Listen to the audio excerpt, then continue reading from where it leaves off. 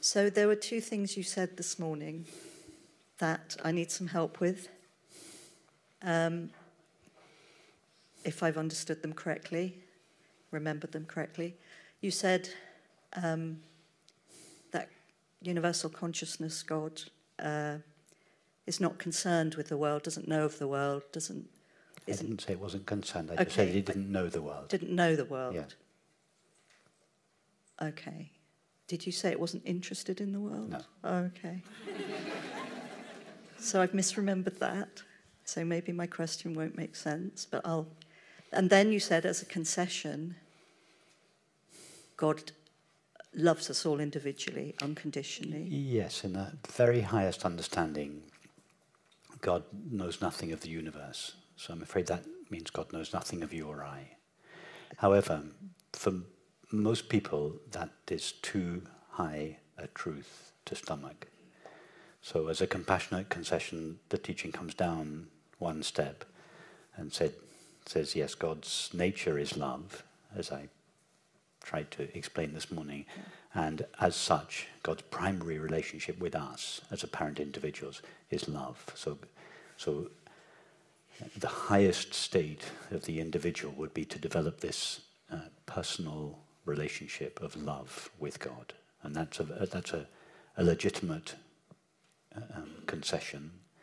It's not absolutely true, but it's having conceded the existence of the individual, it is true relative to that individual. That from the individual's point of view, the individual has a personal relationship with God, the divine. But God doesn't have a personal relationship with the individual because... It's worse than that. God doesn't know. Right. Because the infinite can only know the infinite. Yes. You know, as I tried, I don't know how well I managed this morning, but as I tried to explain this morning, it's only possible to know something that we stand apart from. Yeah. You cannot have your cake and eat it. Yeah. Yeah. If you eat it, you can't have it. If you have it, you can't eat it. You don't eat it. So think of everything you know. Think of my words, the sensation of your hand on the mic, this glass, this room, a memory. Everything you know it as an object of your experience from the perspective of the subject. So all experience and knowledge takes place in subject-object relationship. Yeah. The closer the object comes to the subject, the less easy it is for the subject to know it. And when the object touches the subject, it can no longer know it. That's eating your cake. Put your finger out like this. Right out. You can see your finger, yeah? Yep. Start bringing it toward. You can still see it. Yep. Keep going. Take your glasses off. Right. You can still see it. You can still see it. You can still see it. You can still see it. Keep going. Keep going. Now touch your eye. Can you see your finger? No. You can't see your finger then because there's no longer any distance between the eye and the finger. Yep. You can only see something that is at a distance from yourself. It's only possible to know something as a separate, an object, be that object a thought or a physical object or a universe. If we stand apart from it as a separate subject, all knowledge and experience takes place in subject-object relationship. Now, infinite consciousness cannot stand apart from itself. Where would it stand? Think of physical space. Yeah. Where would physical space go if it were to try to stand apart from itself? It would have to stand outside physical space, but there isn't any. So infinite consciousness cannot know an object because it cannot stand apart from anything as a subject. So it knows nothing. Yeah. But it is everything. It is all of this. It is at least what the mind calls everything. It doesn't know things, but what the mind, when we look, we see things. We see a universe. So what that really is infinite consciousness. But infinite consciousness doesn't know it as a universe because it is it. Yeah. We cannot know what we are. Yeah. We cannot be what we know. I get that intellectually. Where I'm stuck is... Let me try and make it less intellectual for you.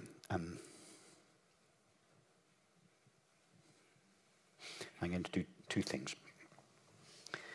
Imagine that this glass was conscious. Yeah, it's a conscious glass. Mm-hmm. Just try to imagine it. And imagine that this glass could see. Yeah, what would this glass see as it looked out? Everyone. It would see lots of people and objects. And what would its experience of itself be? How would it appear to itself? But it wouldn't. Perfect. It wouldn't. Its experience of itself would be completely empty. Yeah. Because in order to see it as a glass, you have to see it from a... Yeah. And that's why it can see all of you. But when it looks at itself, it would just see what we see when we look at ourselves. Mm-hmm. Because we are too close to ourselves to be able to stand apart from it. We can see our thoughts and our feelings and our sense. But when we look at ourselves, there's just this aware emptiness. So, and that's the experience that God has, whatever God is, or infinite consciousness has, when it looks at itself. When anything looks at itself, it knows itself as this aware emptiness.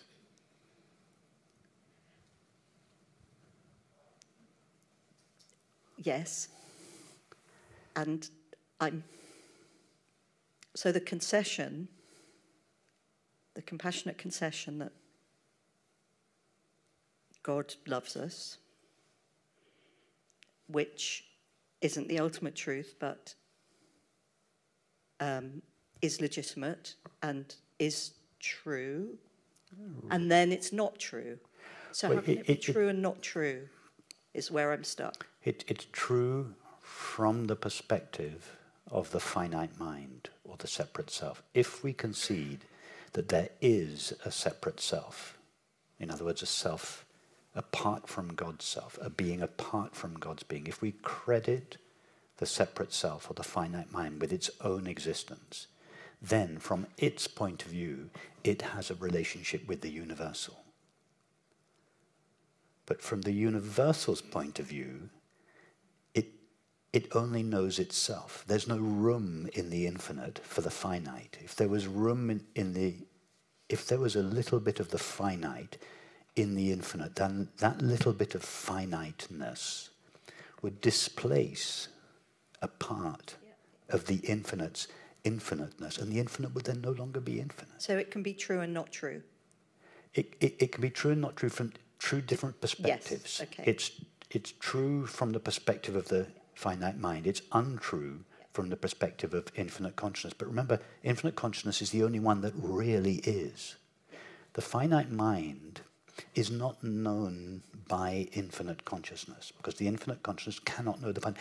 The finite mind is only known by itself. The finite mind is only a finite mind from the perspective of the finite mind. King Lear is only King Lear in his own illusory point of view. Nobody else thinks he's King Lear.